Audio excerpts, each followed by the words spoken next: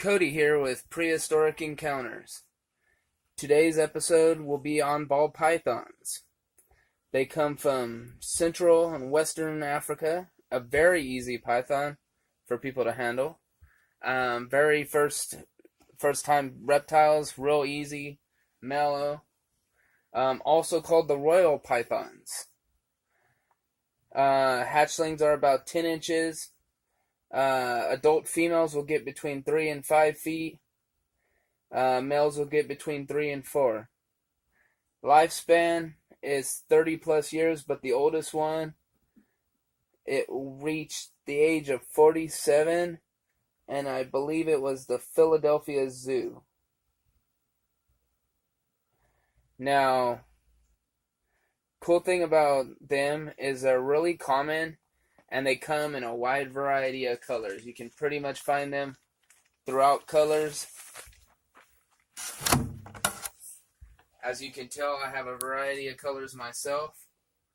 Scientific name is class Reptilia, order Squamata, suborder Serpentis, family Pythonidae, genus Python, species Python regis. And then, because it's specifically for the pet trade, you always want to put domesticus. The reason behind that is it's a domesticated version, not actually a wild version, so it is not the same thing. Making sure and I recommend this for all reptiles, try to get captive bred. They are very common in captive bred. Get captive bred. Basking temperature needs to be between 88 and 96 degrees, with an ambient temperature of 78 to 80 degrees. 12 hours of sunlight. Humidity needs to be 50 to 60%. Coconut fiber. Now we're going to show you a few different ones with coconut fiber.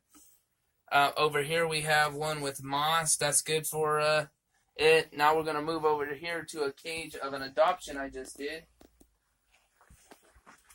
And you can see how it's aspen. Very bad for ball pythons. We're actually going to be switching this out today. Very, very bad for ball pythons. It doesn't absorb the water the way it needs to.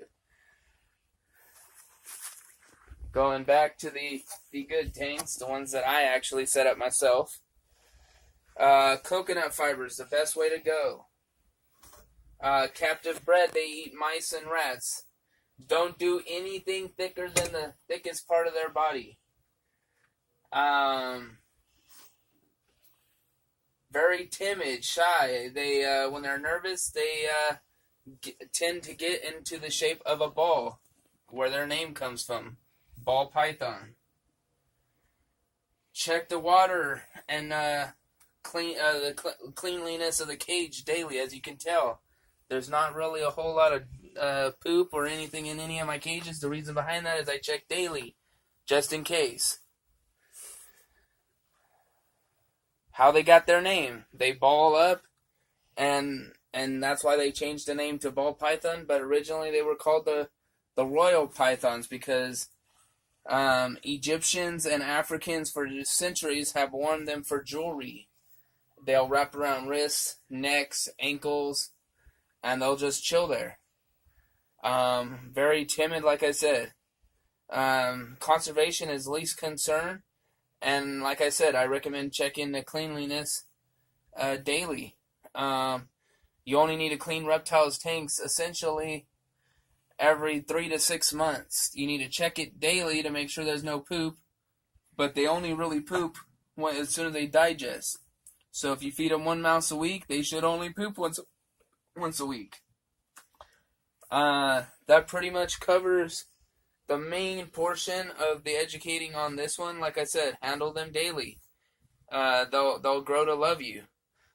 This one's actually soaking. I'm not going to hold this one. I'm going to hold Solomon over here. I'm going to hold Solomon right here. This is my buddy Solomon.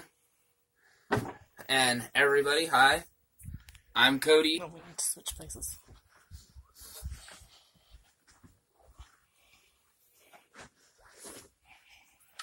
I'm Cody.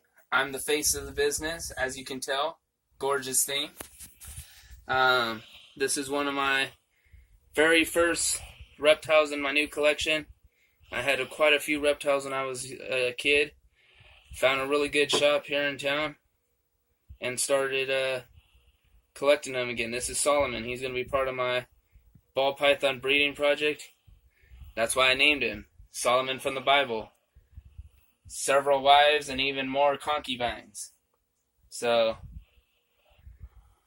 and then over here, we have a different colored one. This one really doesn't have a name quite yet. Let me get something to get it out. What's the big one? I don't know where the little one went. Alright, get the big hook. Oh, right here.